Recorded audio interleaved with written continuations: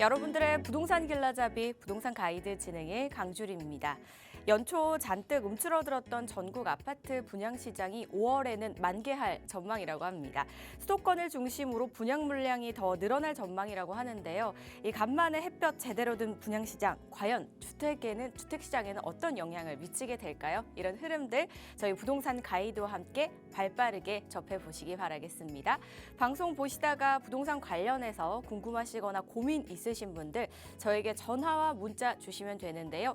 02-2638-3964번, 서울전화 02-2638-3964번으로 전화 주시거나 또는 샵 3989번으로 문자 보내주시면 저희가 고민 해결에 도움 드리고 있으니까요. 많이 연락 주시기 바라겠습니다. 자, 그럼 부동산 가이드 오늘도 힘차게 출발하시죠.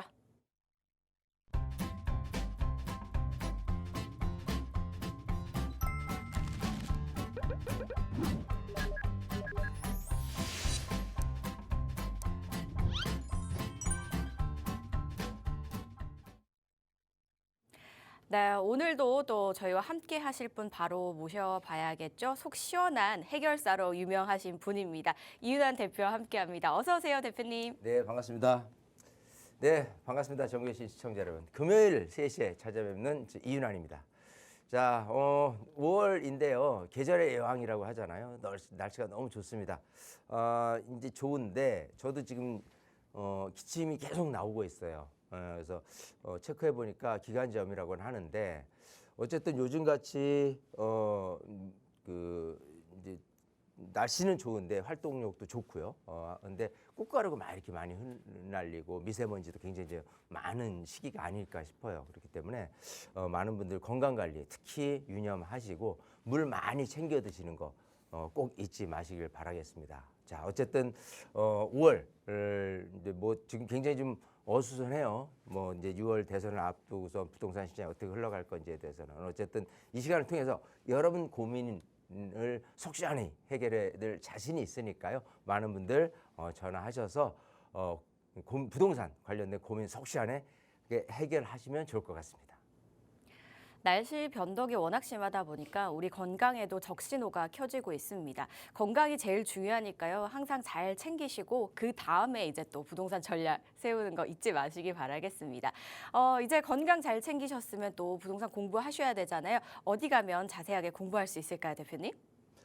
자, 그래요. 세미나입니다. 자, 이제 무료 세미나로 여러분들한테 오프라인에서 정말 많은 것들을 이야기해드리고 싶은데 일단 이제까지 이제 세미나를 몇 차례 해보니까 정말 많은 분들이 오셨고요. 그 많은 분들이 갖고 있던 궁금증 하나하나를 또 해결을 짓고 중요한 건 또 부동산 시장이 어떻게 흘러갈 건지에 대한 부분 중요하기 때문에 전체적인 부동산 맥락을 짚어보고 또 세세하게 이제 투자에 관심 있으신 분들이 사실 많이 찾아오십니다. 그래서 그 투자를 어떻게 액기 쓰이게 알차게 적은 소수의 금액으로 작은 소자본으로 어떻게 하면 자산을 불려나갈 수 있는지에 대해서 제가 모든 가지고 있는 노하우를 동원해서 여러분들한테 알려드리고 있으니까요. 정말 날씨가 좋습니다. 뭐 아까 뭐 꽃가루 얘기, 미세먼지 얘기했는데 마스크 꼭 착용하시고 활동성 있게 세미나장으로 오시게 된다면 분명히 여러분들한테 건강도 도움이 될 것뿐 아니라 몸 건강뿐 아니라 뇌 건강까지 부동산 관련돼서 책임질 수 있겠다 말씀드리고 싶습니다. 봄나들이 하신다라고 생각하시면서 세미나도 한번 참석해 보시기 바라겠습니다. 문의사항은요. 02-2638-3964번과 샵 3989번 활짝 열려 있으니까요. 많은 연락 주시기 바라겠습니다. 저희는 이슈 체크 한번 해보고 가겠습니다. 요즘 부동산 시장에서 가장 대두되고 있는 문제가 아무래도 양극화 부분인 것 같아요. 이 양극화가 굉장히 좀 속도가 빠르게 심화가 되고 있다고 들었거든요. 이제 지방 쪽에, 지역 쪽에는 미분양 물량이 또 속출하고 있다고 하는데 이에 따른 좀 해결책은 없을까요, 대표님?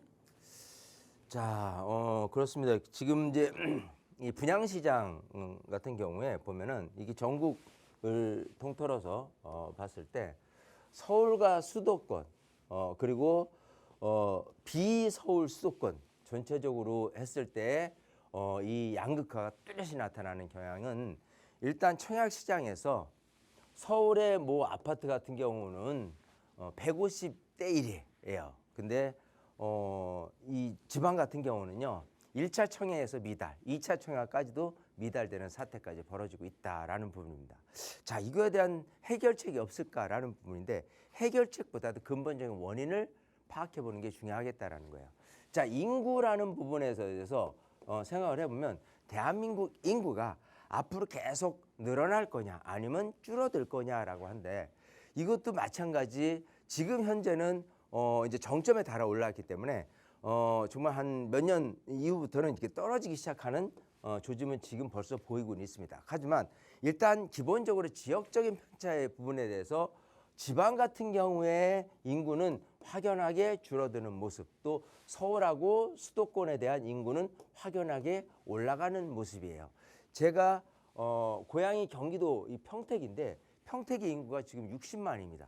굉장히 많이 올랐어요. 제가 어렸을 때 생각해 보면 정말 몇 배, 제가 한 20살 때만 기억해도 겨우 한 10만을 넘겼던 평택의 인구가 지금 60만, 6배 이상으로 이렇게 커졌어요. 자, 그렇게 봤을 때 이 10만 명이 올라가는 데 있어서 한 10년 정도가 걸렸다라고 가정을 한다면요. 오히려 지방 같은 경우에는요. 10만 정도의 인구, 즉 20만에서 10만으로 줄어드는 이런 시, 군에 대한 부분들이 상당히 좀 두드러지게 나타나고 있다라는 부분이에요. 결국은 이런 부분에 의해서 인구에 대한 부분 또 앞으로의 그 인구에 대한 분포나 이런 거를 생각을 해본다면 결국 이런 분양시장 수도권 서울 그리고 비수도권에 대한 부분이 양극화가 계속해서 심화될 수밖에 없는 부분이가 특히 지방에서도 여기서도 마찬가지 또 양극화는 자리 잡고 있어요. 뭐냐면 지방도 광역시라든지 비광역시라든지 이런 쪽에 또 이렇게 생산시설을 많이 있는 곳 그렇지 않은 곳에 대한 부분들이 극명하게 계속해서 점점 벌어지고 있기 때문에 그 부분에 대해서 같은 경우는 지방에서도 호불호가 분명히 있을 것이다. 즉 광역시라든지 중소도시 정도의 신도시 같은 경우는 인기를 가할 수 있다라고 한다면 그렇지 않은 곳 같은 경우는요. 계속해서 미분양도 속출되고 오히려 그런 쪽에다가 아파트를 질 이유가 있겠느냐라는 쪽으로 건설회사들도 많이 이렇게 돌아서는 사례들이 많이 나타나지 않을까 생각을 해요. 자, 이 부분은 지금은 전체적으로 대한민국의 현실 그리고 앞으로를 생각을 해봤다면 이게 부동산 시장에서의 앞으로에 대한 부분은 일본, 옆나라인 일본을 보더라도 두드러지게 나타납니다. 일본 같은 경우도 도쿄를 중심으로 하는 곳과 도쿄에서 벗어난 외곽 지역 같은 경우는요. 외곽 지역의 신도시 같은 경우에 반이 공실이 있을 정도로 옛날의 공급량 대비해서 수요층들은 지금 확연하게 지금 사라진 상태가 됐습니다. 지금 우리나라가 아직은 서울이나 수도권은 계속해서 그 정도 현상은 아니라고 하더라도 지방 같은 경우는 그런 현상이 나타날 수 있다라는 부분을 염두를 해서 청약시장에 대해서 좀 조심스럽게 접근하죠. 물론 우리가 실거주를 목적으로 하는 집을 마련하는 데 있어서 그런 뭐 분위기를 타는 거는 옳지는 않다라고는 보이는데 어쨌든 간 여러분 소중한 재산을 하는 데 있어서 내가 청약을 해서 당첨은 됐지만 후속적으로 내 물건을 사려는 사람이 없다 그러면 가격은 올라가질 않아요. 그러면 청약을 받을 이유도 없는 부분이 될 것이고 자 그런 부분에 대해서는 우리가 냉철하게 판단을 해서 시장은 결국 이런 식으로 갈 수 있겠구나라는 예측을 하고 대응을 하는 것이 가장 현명한 선택, 판단이 되지 않겠느냐 생각을 해봅니다. 네, 아무래도 서울과 이제 수도권 외에는 인구 감소도 좀 나타나고 있다 보니까 이런 현상이 더욱더 두드러지지 않나라는 말씀을 해주셨습니다. 그래서 이런 현상을 지켜보기만 하기보다는 좀 예측을 해서 대응하는 게 가장 현명한 선택일 것이다라고 말씀을 주셨으니까요. 미리 대비를 하시면서 전략 한번 세워보시기 바라겠습니다. 전략 세우시다가 전문가의 의견 필요하시다면 세미나도 한번 활용해 보시기 바랄게요. 성동구 인근에서 진행이 된다고 하니까요. 이 부분 참고를 해보시고요. 주제도 지금 화면을 통해 나가고 있으니까 함께 체크를 해두셨다가 관심 있으신 분들 저에게 문의 연락 주시면 되겠습니다. 02-2638-3964번과 샵 3989번 활짝 열려 있으니까요. 많이 연락 주시기 바라겠습니다. 저희는 본격적으로 여러분들의 또 궁금증 하나씩 한번 해결해 보도록 할게요. 지금 또 채널 돌리신 분들도 궁금하신 부분 있으시면 저에게 전화 주시면 되겠습니다. 번호는 지금 화면 아래에 나가고 있으니까요. 메모해 두셨다가 저에게 연락 주시기 바랄게요. 저희는 첫 번째로 전화 연결부터 한번 해보겠습니다. 여보세요? 여보세요? 네, 안녕하세요. 네, 안녕하세요. 반갑습니다. 네, 고맙습니다, 시청자님. 어떤 네. 궁금증이 좀 있으실까요?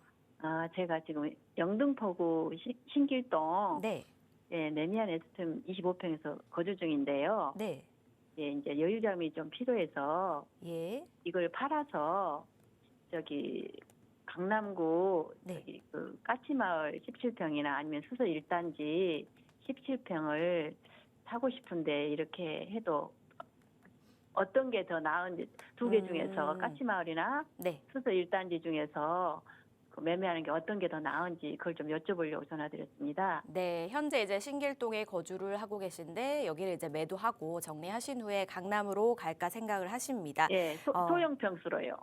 네, 예, 작은 평수로. 예, 17평이요. 네, 까치마을과 수서 1단지 중에 어디를 선택하는 게 더 좋을까요? 라는 질문을 주셨고요. 평수는 네. 17평, 소형 평수 네. 문의를 주셨습니다. 대표님과 말씀 나눠보시기 바랄게요. 네, 네, 반갑습니다. 네. 안녕하세요. 대표님 안녕하세요. 네. 자, 지금 영등포구 신길동에 그 STM을 지금 갖고 계신데, 네, 자, 요거를 파시려는 거는 결국 이제 돈이 좀 필요해서 파시려는 거잖아요. 네, 네. 조금 여유자금을 좀 확보하기 위해서. 예, 좀 파는 게 아깝긴 해요, 사실은. 왜냐하면 영등포구 신길동 뉴타운 지역 중에서 이제 최초로 입주를 했는데 예, 신풍역하고도 가깝고 괜찮아요. 2017년에 입주를 했지만 네, 어쨌든 전체적인 이미지도 좋고 가격이 빠질 염려는 없기 때문에 가져가면 좋지만 네. 지금 현재 상태에서 자금이 좀 필요하기 때문에 이거를 매도하고 대신에 내가 갖고 있는 거는 영등포구 신길동이지만 강남의 작은 아파트를 재건축 보고 투자하는 건 어떠냐 이런 방향성이잖아요. 네, 네. 자, 큰 틀에서 봤을 때는 일단 오케이예요. 네, 그렇잖아요. 뭐냐면 일단은 제일 가장 큰 주요 목적이 파는 목적이 현금이 좀 필요해서 확보가 필요해서 그런 거잖아요. 네, 네. 그럼 당연히 그걸 위해서라면 무조건 주택이라는 게 또 부동산이라는 게 그냥 붙들고 있어서 다는 아니니까 네. 필요하다면 이제 매도를 해서 좀 좋은 거를 좀 저비용으로 이렇게 사두려고 하는 건데 우선 이게 매각 금액이 얼마 정도 돼요? 13억 5천 정도 나와요. 13억 5천에 파셔요. 자, 그러면 지금 네. 아까 제가 이제 오케이를 했잖아요. 저거 팔고 강남으로 오는 데 있어서는 괜찮다라고 했는데 지금 강남 쪽에 이제 두 군데를 보셨어요. 수서 쪽에다가. 네, 네. 예, 하나는 수서 1단지 아파트를 보셨고 네, 네. 또 하나는 까치마을을 보셨단 말이에요. 네, 네. 자, 근데 이제 그 둘 다 이제 나중에 이제 재건축을 보고 해드리려고 하는 거잖아요. 네. 예, 그런 측면에서 어떤 게 더 좋겠느냐라고 한다면 자, 우선 이래요. 입지적인 측면을 이렇게 봐서 보면은요. 우선 까치마을은 일원역 옆에 있잖아요. 네. 예, 외롭지는 않아요. 네. 자, 1400세대인데 자, 인근에 있는 아파트들도 있고 뭐 학군이나 여러 가지 측면에서 괜찮은 거는 맞아요. 네. 근데 우리가 이제 재건축을 바라본다 그러면 사업성이라는 게 중요한데 제가 항상 드리는 말씀이지만 사업성은 옛날에 찾아본 용적률이 몇 %를 갖고 지었느냐를 갖고 나중에 일반 분양이 얼마만큼 많이 나올 거냐를 갖고 사업성을 따져요. 네. 예, 그러면 이 수서 까치마을은 옛날에 208% 용적률로 지은 아파트예요. 네. 자, 상대적으로 수서 1단지 같은 경우는 일단은 이 좋은 장점은 뭐냐면 용적률이 옛날 찾아본 용적률이 177%예요.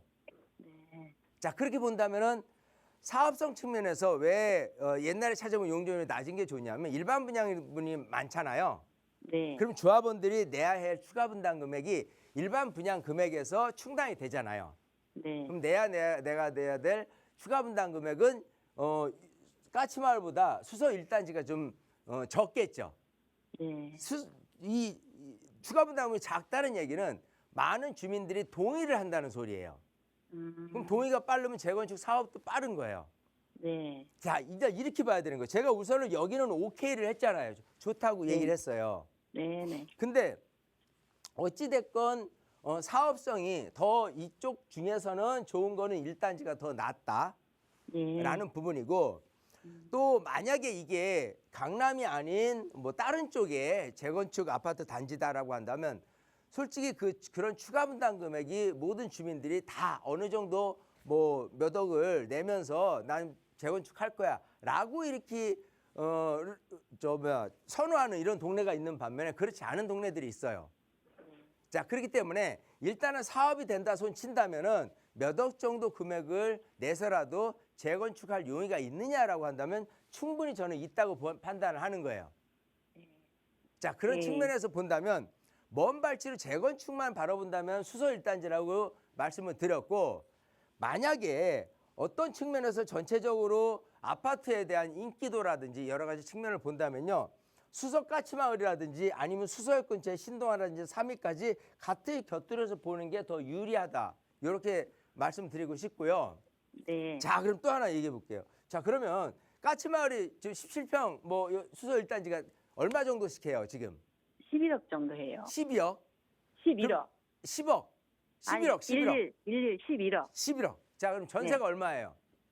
전세가 한 4억 정도 되는 것 같아요. 4억. 자, 그러면 네. 내 실투자 금액이 한 7억 정도 된다. 그죠? 네. 예. 자, 그러면 7억이라는 실투자 금액을 갖고 내가 여기서 들어가서 살 건 아니잖아요. 아니요, 들어가 살 수도 있어요. 아, 여기 들어가 살 수도 있어요? 거기 토지이기 때문에 거주해야 되는 거 아닌가요? 맞아요. 토지거래 허가이기 때문에 거주를 해야 되는데 네. 제가 이제 얘기하는 건 그거예요.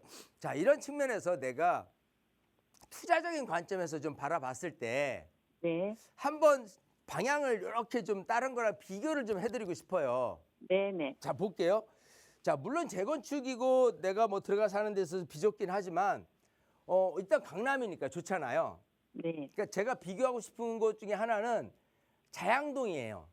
아, 네. 왜 그러냐면 자양동 같은 경우 예를 들어 자양사동을 얘기를 해볼게요. 네. 자양사동 같은 경우는 일단은 아까 수서 1단지라든지 까치마을은 재건축 예의가 현재는 없어요. 네. 예, 지금 이제 물론 이제 분위기가 타서 여기 재건축을 하자라고 얘기가 나오면은 뭐 차츰차츰 그 단계별로 이렇게 재건축 사업이 진행되겠지만 우선 자양사동 같은 경우는 이 신속통합기획으로 지정이 됐어요. 네. 자, 여기는 일단은 출발이 스타트 된 곳이잖아요. 네네. 자, 그런 측면에서 여기가 지금 조합원은 1,500명인데 3,000세대로 늘어날 거예요. 네. 그럼 3,000세대 대단지 아파트면서 네. 한강을 바라보고 있다라고 한다면 얘가 시세가 얼마나 될 것이냐라고 가늠을 해본다면 우리 시청자님이 지금 생각해서는 그래도 수서가 비싸겠지라고 생각을 할 거 아니에요. 네. 그렇지 않을 수 있다는 거예요. 아, 얘가 더 비쌀 수도 있어요. 얘는 기본적으로는 이쪽 서울 트리마저부터 한강변에 있는 곳들은 평당 1억을 호가합니다. 네. 그런 측면에서 본다면 만약에 개포라든지 대치동 뭐 전반적으로 강남이라고 하지만 평당 1억이 안 되는 곳도 많이 있어요. 네. 그렇게 봤을 때는 여기가 나중에 시세적인 관점에서는 강남은 아니지만 비강남 여기는 이제 광진구로 들어가요. 네. 근데 나중에 더 시세가 더 높아질 수 있겠다라는 가능성 우선은 보는 거고 네. 두 번째는 뭘 보냐면 내가 들어가는 투자금 대비해서 효과성을 보는 거예요. 네. 네. 자, 강남에 있는 아파트 작은 걸 표현해서 내가 몇 평을 신청을 했을 때 몇 평에 얼마의 추가 분담이 나오고 이런 것들이 재건축은 투명하게 나중엔 나와요. 지금은 아직 윤곽조차 안 있거든요. 네네. 나중에 나타나긴 하는데 어떤 그거에 대한 이익을 생각을 해본다면 네. 나중에 이익은 이쪽 그 재개발 현장이 더 높습니다. 네. 재건축보다. 그럼 투자 금액이 어느 정도 드나요, 거기는요? 여기가 투자금이 아까 말씀드린 대로 한 7억 정도가 들어요. 네. 그러니까 둘은 빌라 기준으로 10억이면 전세가 한 3억 정도 해서 7억 정도를 갖고 투자를 하는 꼴이 되는 거예요. 네. 그러면 강남 아파트나 여기 빌라라든지 어떻게 보면 투자금은 비슷하잖아요. 네네. 예. 근데 당장 내가 들어가서 살거나 또 한다 그러면 당연히 강남에 있는 아파트가 더 낫긴 하겠지만 네. 재건축이라는 그러니까 재개발 재건축 측면에서의 어떤 사업 속도 일단 신속통합으로 지정이 됐고 그 다음에 나중에 뭐 평당 1억짜리 아파트가 됐을 때 내가 이익이 얼마만큼 날 것인가를 예상을 해본다면 계산을 이렇게 두드려 봤을 때 얘가 더 실효성, 즉 효율적일 수도 있다고 판단을 해보는 거예요. 네. 이해하시겠죠? 네, 알겠습니다. 그러니까 네. 그런 거에 대해서 항상 우리 많은 전국의 시청자분들이 갖고 있는 생각이 다는 아니다예요. 그래서 이런 생각도 해보고 공부를 해 나가 본다면은 네. 이게 더 나을 수도 있겠네라고 하는 거예요. 네. 우선은 이거가 됐든 강남에 있는 아파트가 됐든 STM을 버리는 효과는 발휘해야 될 거 아니에요. 네. STM도 좋은데 그거를 버릴만 하면 강남의 아파트 제가 예스를 했어요. 근데 강남의 아파트를 7억에 주고 사는 데 있어서 나중에 효과를 계산을 해본다면 한강변에 있는 대단지 아파트가 이익이 더 클 수도 있다는 걸 예상을 해보고 그러고 나서 판단을 하는 거예요. 아시겠죠? 네네. 그래서 제가 세미나 때 공부도 시켜드리고 이렇게 투자이익이 아예 그냥 억 단위로 아니면 몇 천만 원 단위로까지 말씀을 드려요. 네. 그러면 좀 감이 와요. 그러고 나서 또 우리 시청자님 또 우리 세미나 오신 분들이 판단을 하는 거예요. 네. 아시겠죠? 네, 시기는 그럼 지금 바로 실행하는 게 그게 나을까요? 좋죠. 왜냐하면 우선 정치 판도가 어떻게 될지 모르지만 기본적으로 지금은 굉장히 좀 혼란스러운 시기에서 나중에 올 하반기가 되게 된다면요. 조금 이렇게 가격 상승에 대한 부분은 가격이 예를 들어 강남이 됐든 여기가 됐든 투자적인 관점에서 플러스 알파가 된다라고 생각한다면 더 몰려들 가능성은 더 있어요. 네. 지금보다는. 네네. 이해되시겠죠? 그러니까 네네. STM이 오르고 말고에 대한 부분보다 내가 살 물건들에 대한 가격이 더 올라갈 가능성을 생각한다면 지금이 움직일 수 있는 절호의 기회다라고 저는 생각을 하는 거예요. 네. 혼란스러운 틈을 타서 나는 글로 입성을 하는 게 좋으니까. 아시겠죠? 네, 감사합니다. 이렇게 정리해드리겠습니다. 네, 보고 계신 곳 중에는 이제 추가 분담금이 좀 적고 이제 동의율이 높은 곳을 말씀을 주셨고요. 또 다른 곳으로 이제 시각을 좀 넓혀 보신다면 한강변 쪽도 한번 함께 살펴보시면서 고려해 보시면 어떨까 싶다라는 생각이 좀 들었거든요. 잘 살펴보시고 현명한 판단 꼭 내려보시기 바라겠습니다. 전화 주셔서 고맙습니다. 저희는 계속해서 다음 전화도 연결해 보도록 하겠습니다. 여보세요? 네, 여보세요. 네, 안녕하세요. 예, 안녕하세요. 네, 시청자님 어떤 궁금증 해결해 볼까요? 네. 저는 지금 지방에 거주하다가 네. 이번에 부천 쪽으로 이사를 하려고 해요. 예. 네. 성동구 행당동에 그 한진타운이라고 26평짜리 지금 하나 보유하고 있거든요. 네. 근데 이거를 매도하고 네. 부천이나 청라 쪽으로 이제 아파트를 갈아타는 게 좋을지 아니면은 한진타운은 그냥 보유하고 네. 예, 부천이나 청라로 제가 이제 전세를 이제 가는 게 좋을지 궁금해서 연락드렸어요. 네. 그 알겠습니다. 갈아타는 게 좋다면은 부천이나 청라 쪽에 또 어느 쪽이 예. 나을지 여쭤보고 싶어서요. 알겠습니다. 자, 지금 행당동에 아파트를 보유를 하고 계신데 지금 청라 쪽으로 가셔야 합니다. 부천과. 네, 여기 쪽으로 이제 매도를 하고 가실 건지 아니면 서울은 보유를 하고 이쪽을 전세로 가실 건지 이게 이제 고민이신 거죠. 네네. 예, 알겠습니다. 저희가 대표님 바로 연결해 드릴게요. 대표님 네. 도와주시죠. 네, 반갑습니다. 네, 안녕하세요. 자, 지금 지방에 거주하시다가 지금 직장이 뭐 이쪽 인천 쪽으로 이렇게 오시는 것 같아요. 예, 맞아요. 네, 그래서 부천 쪽이나 아니면 청라 쪽으로 지금 이사를 계획을 하신데 일단은 지금 지방에 거주하시면 갖고 있는 집은 서울에 있어요. 예. 그 행당동에 한진타운이라는 아파트를 20평을 갖고 있는데 얘를 팔고 부천이나 청라로 내 집에서 거주하는 게 제일 좋긴 하죠. 예. 그런 측면에서 하는 게 낫느냐 아니면 차라리 여기를 보유를 하고 이쪽에서 전세를 사는 게 낫냐라고 생각하시는 거잖아요. 네, 맞습니다. 저는 이거는 뭐 두말할 나위 없이 서울 거를 보유를 하고 부천이라든지 청라 쪽이라든지 이쪽에서 나 편한 쪽으로 전세 사는 게 더 낫지 않겠느냐 생각을 해요. 네. 자, 물론 제가 이제 서두에 말씀드렸다시피 많은 부분들이 이 투자 겸 거주라는 부분으로 물어봐요. 근데 제가 또 물어봅니다. 거주 겸 투자 아닌가요? 그러니까 뭐가 주어냐예요. 뭐의 비중을 많이 크고 매입을 하느냐거든요. 네. 근데 우리 시청자님 보니까 연세가 많이 드셔서 꼭 내 집에서 살아야지 뭐 이런 거는 아닌 것 같거든요. 예, 맞아요. 예, 저는 그래서 우리 시청자님이 일단은 나이도 있고 또 거주 겸 투자, 또 투자 겸 거주라고 한다면 저는 이게 옳다고 생각하는 거예요. 투자 겸 거주라는 측면이 더 우선한다. 그러니까 거주 겸 투자는 이왕이면은 내 집에서 살아야 되고 투자성이 있는 거라면 더 좋고라는 부분한테는 해당되지만 우리 시청자님한테 투자 겸 거주라고 생각한다면 투자적인 관점에서는 무조건 서울에 있는 아파트가 부천이라든지 청라에 있는 아파트보다는 무조건 유리하게 돼 있어요. 왜냐하면 또 볼게요.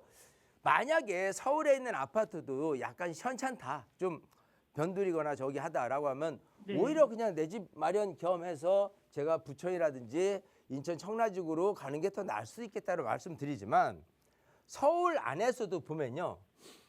이 옥석이 있을 거 아니에요. 어디는 좀 좋고 그렇지 않은 곳인데 네. 지금 말씀하신 행당동에 있는 아파트가요.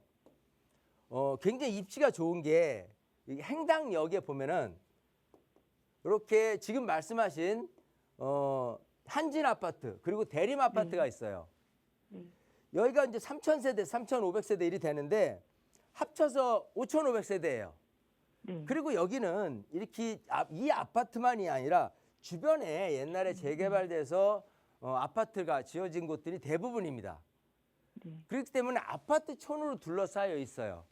네. 자, 거기다가 입지로 판단을 하면은요, 입지가 여기처럼 그 서울에 이 업무 중심 지구가 이제 세 군데가 있는데 그게 종로 중구, 그죠? 종로 중구도 있고 그 다음에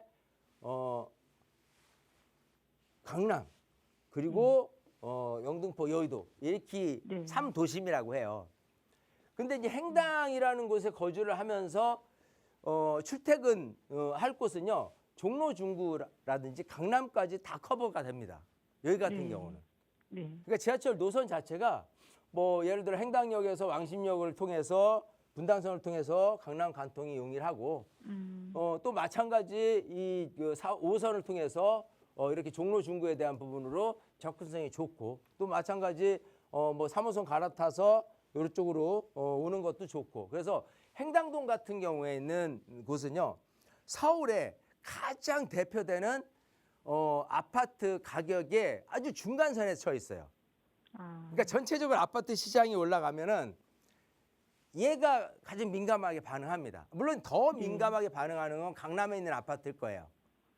예. 근데 얘가 굉장히 민감하게 한다 이 소리는 앞으로 부동산 시장, 특히 이제 주택 시장, 아파트 시장이 서울에 있는 아파트가 가격이 오를 거냐를 판단을 해보는 거예요. 우선적으로. 그러니까 지금 어지러운 정치 환경 속에서 하반기 어떻게 될 거냐를 가늠을 해본다면 지금 어지러운 환경보다는 더 조금 가격 상승 여력이 더 있지 않겠느냐 생각을 하는 거예요.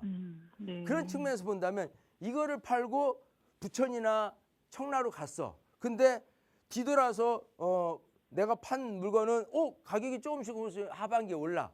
근데 내가 산 부천이나 청라지구에 있는 아파트는 안 올라. 그럼 얼마나 후회되겠어요. 그렇죠. 이해되시죠? 네. 그러니까 아마 시청자님도 속으로 내심으로는 그런 생각을 갖고 있는데 확신이 안 서서 아니면 또 네. 혹시라도 또 내가 그쪽에서 사는 내 집으로 좀 살아야지라는 측면에서 부천이라든지 청라 쪽에 좋은 아파트 어디 있을까 이런 생각을 하신 것 같아요. 근데 지금 우리 시청자님한테는 아니 그러지 말고 그러면 저 부천에 있는 어느 아파트 뭐 청라지구 아니면 인천 전체로 어느 아파트도 한번 곁들여 들여다보세요라고 말씀드릴 그 상황이 전혀 아니라는 거예요. 이걸 그냥 붙잡고 가라. 그리고 그쪽에서는 용이하게 어디서든 전세를 매입을 하고 그러고 나서 나중에 상황이 돼서 또 자금이 또 여러 개 생겼다라고 한다면 또 마찬가지 그쪽에 내 집 마련 할 생각하지 말고 서울 쪽에 뭐 신통계라든지 모아탐이라든지 이런 거 재개발 물건 같은 경우 실투자금 한 1억에서 2억 정도 안쪽 되는 거로 소액 투자해서 이거 아닌 제2의 아파트를 꿈꾸는 이런 부분으로 자꾸 서울 안에서 좀 이렇게 재테크 또 투자적인 관점으로 좀 방향을 잡아보는 게 어떠냐 이렇게 말씀드리고 싶은 거예요. 네. 이해하시겠죠? 네네네. 예, 그러니까 이 방송은 그래요. 우리 시청자님이 흔들릴 때 바로 잡아주는 역할이에요. 네. 분명히 맞아요. 생각은 양당간에 누구든 합니다. 하지만 어느 것이 무엇이 더 중요한지, 뭐가 더 이게 옳은 판단일지에 대한 부분이 헷갈릴 때 이 방송을 통해서 확신을 드리는 거예요. 그래서 시청자님 헷갈리지 마시고 그냥 잘 놔두시고 그냥 네. 내가 전세 구한다면 어디든 내가 편한 곳으로 가실 수 있잖아요. 예. 부천이 됐든 아니면 뭐 회사 근처로 그냥 바로 갔든 뭐 물론 이제 거기 안에서도 교육 환경이라든지 여러 가지도 신경 써야 되겠지만 네. 그런 부분은 그 안에서도 충분히 전세로 가서도 더 용이로운 거주를 하실 수 있으니까 그런 쪽으로 하시는 게 좋을 것 같아요. 아시겠어요? 네. 알겠습니다. 네, 이렇게 정리해 드리겠습니다. 감사합니다. 네. 교통의 요충지라고 볼 수 있는 왕십리와도 가깝고 여러 장점이 많은 곳을 보유하고 계셔서 매도하시기보다는요. 지금 이주하시는 지역에 전세로 가시는 게 좋겠다라는 의견을 주셨거든요. 이 부분 참고를 해보시고 추가적으로 이제 투자에 또 관심이 생기신다면 저에게 또 연락 주시기 바라겠습니다. 상담 내용 도움되셨길 바랄게요. 참 집이라는 게 그런 것 같아요. 거주만 생각할 수도 없고 또 거주가 진짜 중요한 건데 우리가 사고 싶은 집을 덜컥 매입할 수도 없고 뭐 상황이 또 현실이 그렇잖아요. 그래서 투자적인 관점으로도 생각을 해야 되고 거주적인 관점으로도 생각을 해야 되다 보니까 중간중간에 참 어렵기도 하고 현실에 부딪히기도 하고 흔들리기도 하는데요. 이럴 때는 저희 부동산 가이드의 문을 한번 두드려 주시기 바라겠습니다. 저희가 그 중심 잘 잡아드릴 수 있도록 노력할 테니까요. 저희 전화 문자 언제든지 활짝 열려 있습니다. 02-2638-3964번 서울전화 02-2638-3964번과 샵 3989번으로 계속해서 많은 연락 주시기 바라겠습니다. 저 이번에는 문자 하나 또 체크하고 가겠습니다. 1660님이 보내주셨는데요. 신축 빌라의 경우 6억대 전용 60제곱미터 이하는 취득세 등 이제 세제 혜택이 있다고 들었는데 구체적으로 좀 알려주세요라고 보내주셨습니다. 아, 대표님의 또 전문 분야죠. 이제 세금 분야가 나왔습니다. 세제 혜택이 60제곱미터 이하는 어느 정도 있는지 한번 저희가 들어보겠습니다. 자, 그래요. 요 내용은 지난 2024년 1월 10일 그리고 2024년 8월 8일 두 번에 걸쳐서 주택 공급 대책에 대한 부분에 대해서 나온 얘기예요. 아파트에 대한 재개발 재건축을 활성화시키겠다라는 거 이외에도 이렇게 그 비아파트에 대한 부분까지도 혜택을 주겠다라는 측면에서 나온 거예요. 그래서 기준은 그렇습니다. 이 신축 빌라인데 신축 빌라는 기준이 매매 금액이 6억 이하 그리고 전용 면적이 60제곱미터 이하인 신축 빌라를 얘기를 하고요. 언제 지어졌냐라고 한다면 2024년 1월 10일 이후로 준공이 나서 2027년 12월 31일까지 신축에 대한 부분은 이런 혜택을 다 줍니다. 자, 어떤 혜택이냐라고 한다면 우선 취득세에 대한 혜택이에요. 그리고 종부세에 대한 혜택도 주고요. 그 다음에 양도세에 대한 혜택을 주는 겁니다. 야, 이거 완전히 혜택이 너무너무 좋죠. 예. 일단 취득세에 대한 부분은 같은 경우는요. 기본적으로 이 빌라에 대한 주택수로 따졌을 때 보면은 지금 조정대상 구역이든 비조정대상 지역이든 구분은 돼 있어요. 서로 틀리긴 하는데 어쨌든 중과입니다. 2주택 또 3주택, 4주택으로 늘어날 때마다 중과 1에서 3%가 아닌 8%, 12%로 늘어나는 부분이 있는데 그 부분에 대해서 취득세에서 주택수 산정에서 제외를 시켜줬다는 내용이 있어요. 이 신축 빌라를 매입할 때 어떤 뜻이냐? 만약에 내가 A라는 아파트도 갖고 있고 B라는 아파트도 갖고 있어요. 예. 만약 A라는 아파트 갖고 있는 상태에서 B라는 아파트를 매입을 한다라고 했을 때 지금 얘기하는 취득세라는 부분에 대해서 B라는 빌라를 매입을 한다라고 한다면 2주택제니까 자 원래는 3주택제부터 비조정대상은 만약 이게 조정대상 구역이다라고 한다 그러면 2주택제에 대해서 이렇게 되면 중과가 되는데 얘를 주택수에서 제외시켜 준다 그러면 남아있는 주택수만 갖고 얘기를 하는 거예요. 그럼 남아있는 주택수가 하나죠. 그러면 조정대상 구역에서라도 이 상태로 따진다면은 결국은 취득세 중과가 아니다라는 얘기를 합니다. 이게 이제 하나씩 늘어나면 비조정 대상 구역이 되는 거고. 그래서 취득세에 대해서 주택수 산정에서 제외다라는 이 혜택도 어마어마하게 크다라는 부분이고요. 종부세 산정도 마찬가지예요. 주택수 산정에서만큼은 제외되는 부분이 있어요. 주택수가 늘어나면 늘어날수록 결국은 또 이 종부세 유리라는 부분이 조금 틀려집니다. 그런 부분에 있어서 주택수 산정에서 제외되는 부분. 양도세도 주택수 산정에서 또 마찬가지로 제외되는데 여기서 특이한 건 많은 분들이 양도세 판단할 때 A라는 주택이 있어서 B라는 주택을 빌라를 신축 빌라를 사면은 이게 주택 산정에서 가려져서 얘는 비과세 받을 수 있다고 판단하는데 그거는 아니에요. 얘 양도세는 비과세 판단할 때 판단이 아니라 중과할 때의 판단이에요. 즉 지금은 뭐 이 중과라는 부분이 양도세 부분은 전국은 없어요. 왜냐하면 뭐 조정 대상구에도 중과는 남았는데 그마저도 지금은 혜택을 주고 있어요. 다 이제 그 일반세율을 적용을 하고 있는데 만약에 정권이 또 바뀌어서 조정 대상 구역은 이제 뭐 계속해서 중과를 하겠다라고 한다면 결국은 이런 부분에 대해서 주택수 산정에서 제외되느냐 제외되지 않느냐에 따라서 세율이 바뀌는 이런 부분까지 있습니다. 자, 그래서 일단 신축 빌라 6억 이하의 60제곱미터 이하에 대한 이 내용, 취득세, 종부세, 양도세에 대한 주택수 산정에서 제외되는 이런 큰 혜택이 있다는 것 하나. 그리고 또 하나 많은 분들이 좀 놓치고 가는 게 있는데요. 이런 게 있어요. 내가 청약통장을 쓰고 싶은데 청약통장을 쓸 때 주택이 있어. 그러면은 내 주택이 있으니까 청약통장 무주택자로 인정을 못 받잖아요. 자, 근데 아파트가 아닌, 자, 우선 비아파트 중에서 오피스텔이 있어요. 오피스텔은 청약할 때 주택세 산정이 제외됩니다. 자, 근데 빌라 같은 경우는 주택이잖아요. 주택인데 이 빌라의 규모라든지 이 그 조건에 따라서 이 청약 넣을 때 비아파트로 해주는 요건이 있어요. 그게 사전에는 이 빌라 뭐 신축은 관계 없어요. 기존 빌라에서 60제곱미터 이하의 수도권은 1.6억 기준시가 그리고 비수도권은 1억이라는 부분이 있었습니다. 이런 부분 같은 경우는 주택 산정에서 제외를 했기 때문에 청약 넣을 때 무주택으로 봐줘요. 근데 이거를 늘렸어요. 늘려잡았어요. 그래서 85제곱미터 크죠. 전용 면적 85제곱미터면 방 뭐 4개, 5개도 가능할 수 있는 거거든요. 빌라 같은 경우. 그리고 기준시가 서울 같은 경우는 5억, 지방은 3억. 이렇게 기준시가, 공시가가 5억이라고 하면요. 시세로 따져서는 뭐 거의 뭐 8억, 9억에 육박하는 그런 빌라 이하를 내가 하나를 갖고 있다라고 한다면 결국은 이제 청약통장을 쓸 때 무주택으로 봐준다. 이런 혜택까지 있다는 거예요. 자, 그렇기 때문에 어쨌든 지금은 신축 빌라에 대한 내용, 취득세, 종부세, 양도세에 대한 주택 산정에서 제외되는 것 플러스 청약통장 쓸 때 일단 빌라 같은 경우에 대한 조건에 따라서 무주택으로 봐준다. 요거까지 알아두시면 좋을 것 같습니다. 네, 주택 수를 산정을 할 때 제외가 되기 때문에 취득세뿐만 아니라 이제 양도세와 종부세를 낼 때 주택 수가 제외가 된다는 점, 그럼 이제 세제 비율이 좀 달라진다라고 말씀을 주셨거든요.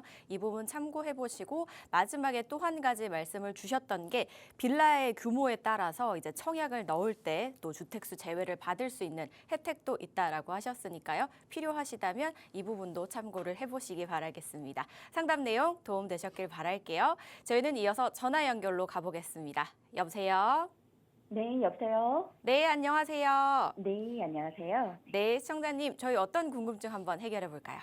아, 네, 저희 아들이 이제 네. 결혼한 지 한 4년이 돼 가는데요. 네, 지금 잠실 쪽에서 12평의 전세로 살고 있어요. 예, 근데 올 7월에 이제 만기가 되는데, 이제 만기가 끝나면 또 자녀도 이제 가져야 되고, 또 집이 너무 작다 보니까, 네, 그럼 전세로 그냥 더 살아야 될지, 그렇지 않으면 집을 사서 가야 될지, 고민이 돼서 전화를 드렸고요. 네, 그 돈이 많지 않다 보니까 한 10억 이내로 예. 이렇게 집 장만을 해야 되는데 10억 이하로 좀 장만하기가 마땅치가 않더라고요. 네. 그래서 고민이 돼서 전화드렸습니다. 네, 10억 이내로 이제 서울에 좀 내 집 마련을 할 수 있을까요가 주된 네. 포인트인데 맞으실까요? 네네. 그냥 네. 시기점도 궁금하기도 하고요. 시기요. 네네. 예, 타이밍까지 해서 저희가 네. 대표님께 한번 여쭤보도록 하겠습니다. 대표님 네. 도와주시죠. 네, 반갑습니다. 네, 안녕하세요. 안녕하세요. 네. 자, 지금 그 잠실 리센치에 네네. 아주 작은 그 불량 원룸이 있어요. 네네. 예, 이제 거기에 이제 전세로 살고 있는데 만기가 다 돼가는데 네네. 너무 작지요. 이제 애도 키워야 네. 되고 하는데 네네. 뭐 위치가 너무 좋죠. 나 리센치 살아라고 하면 얼마나 좋겠어요. 근데 뭐 네. 최소한 20평대도 아닌 네네.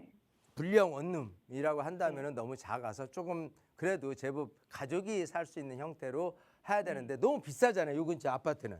네, 맞습니다. 이제 고민이 된단 말이에요. 그리고 네네. 이 지금 뭐 아들 며느리가 각자 직장이 어디 쪽이라고 그랬죠? 저기 잠실하고 을지로 쪽이에요. 잠실 을지로. 자 볼게요. 네네. 그럼 한 분은 잠실, 한 네. 분은 을지로 그랬죠. 네네. 그러면 결국은 지하철 2호선을 타고 네. 이렇게 서로 다니는 거잖아요. 네네. 예.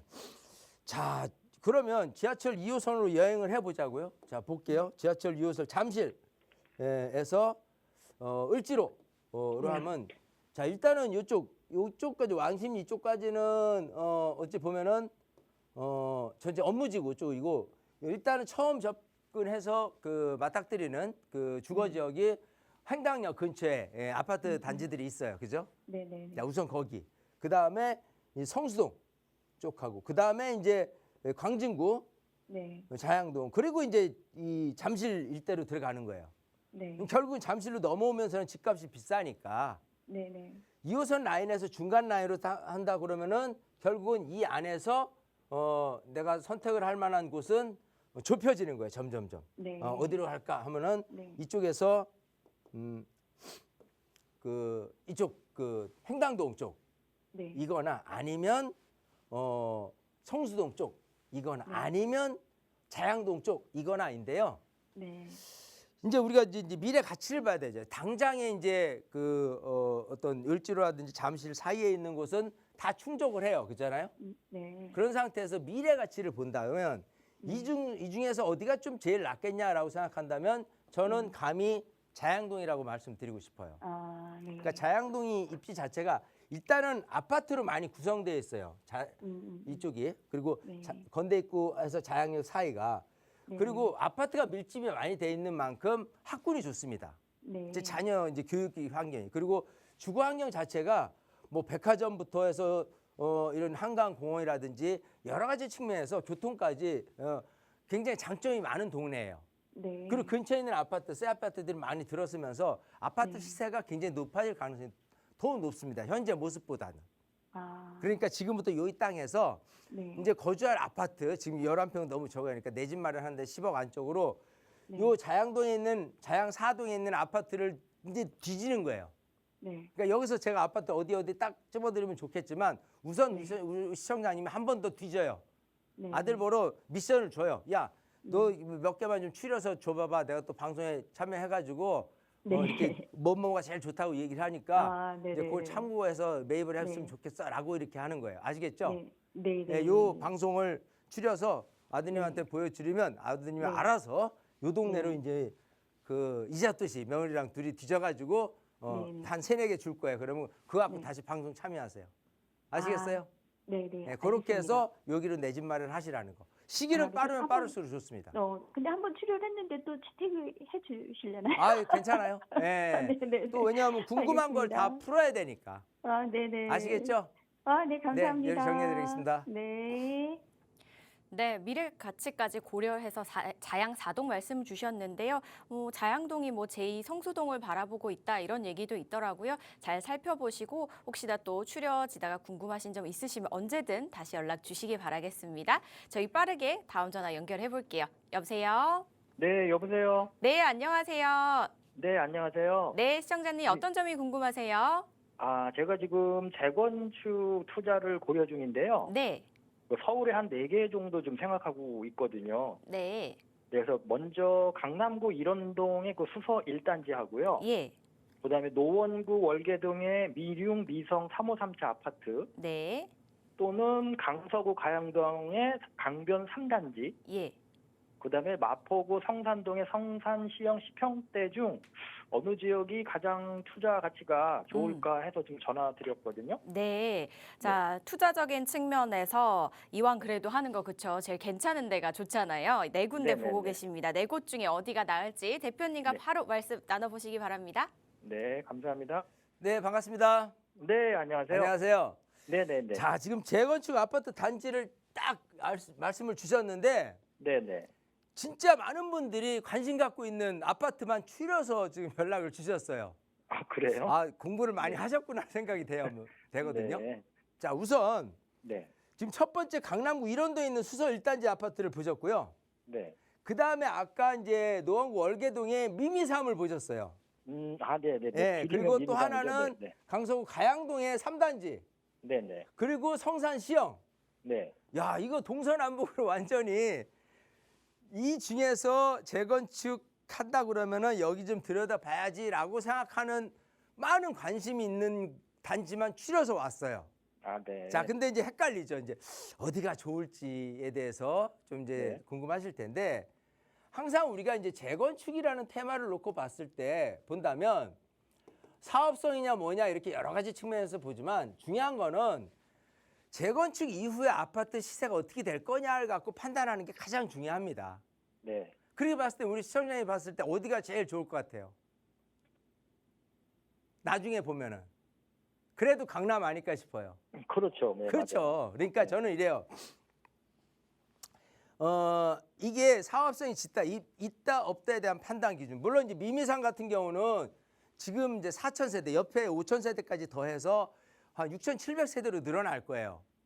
그래서 괜찮긴 하겠는데라고 이렇게 좀 미련도 가질 거고 성산시형도 3,700세대나 돼요. 여기도 재건축하면 굉장히 좋아질 텐데 또 가양동 단지들도 한강변이니까 개발하면 좋아질 텐데 이런 생각을 다 갖고 있는 아쉬움은 있지만 그럼에도 불구하고 네. 그래도 아파트가 지어졌을 때 많은 분들이 나도 사고 싶어 너도 사고 싶어 이렇게 할 아파트를 내가 갖고 있어야 계속해서 가격이 오를 수 있다라는 측면에서 무조건 1등은 1번 강남 수서 1단지가 1등이에요. 그리고 2등을 사실 판단을 한다면 어려면 성산시형 정도가 2등이라고 저는 판단을 하고요.